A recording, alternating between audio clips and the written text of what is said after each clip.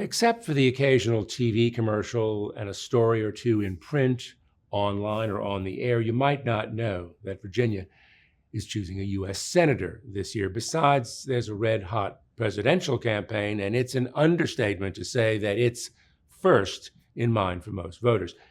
Never mind that the result in Virginia is not likely in dispute. Kamala Harris is expected to win the state over Donald Trump, extending the Democratic presidential win streak here from 2008. As for that Senate race, well, it's not much of a race. Trot may be more to the point. The Democratic candidate is the incumbent, Tim Kaine, who's seeking a third term. He's a fixture in Virginia, having been a Richmond councilman, the city's mayor, the lieutenant governor, and governor. Kaine may be best known for the office for which he was defeated, the vice presidency. Kaine was Hillary Clinton's running mate in 2016 when the Clinton-Kaine ticket lost, to the surprise of many, to Donald Trump and Mike Pence. Trump figures prominently in the ambitions of the Republican aiming to defeat Kaine. That would be Hung Cao, a Vietnamese refugee, Annapolis grad, and retired Navy captain who spent some time in some of the world's trouble spots.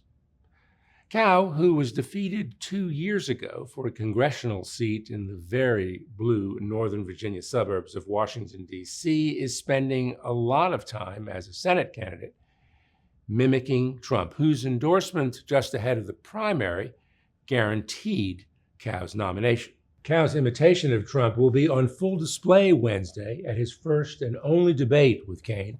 It will originate from Norfolk and will be televised statewide. That debate, for many Virginians, could be their only opportunity to see Cao and to hear what he has to say. There's a good chance he'll be in full character, echoing Trump on the border, the economy, and a lot of hot-button social cultural stuff. And Cao will trash Kaine because that's Cao's only chance to get any real traction. Listening to Cao, you'd think Kaine is a lot more liberal than he really is, and Kaine's pretty liberal, though he disguises it with a tough line on military matters and foreign policy. Both are important in Virginia, a defense-rich state that's home to the Pentagon.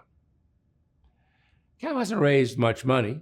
That makes advertising tough, ditto voter mobilization. So Cao's been traveling the state, appearing with Governor Glenn Youngkin and Rick Anderson, the Virginia Republican chairman. Those appearances and a lot of posts on social media qualify as messaging. But there are some messages from the Cao campaign that, well, send the wrong message. Among them, a perceived swipe at rural Virginia, bulwark of the Republican vote. Cao was ticked off about coverage of his candidacy by a newspaper in Stanton, up in the Blue Ridge Mountains. Cao referred to it as, his word, a podunk newspaper. His choice of words suggested several things: that message discipline is not Cao's strong suit, that he's apparently not very comfortable with press scrutiny, and intentionally or not, Cao seems to look down on Virginia's countryside.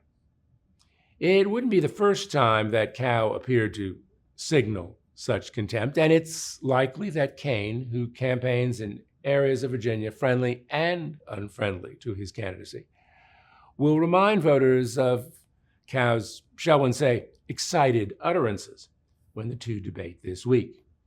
It may even help Kaine pile up some votes in places where he usually doesn't get many of them. For the Richmond Times-Dispatch, this is Jeff Shapiro.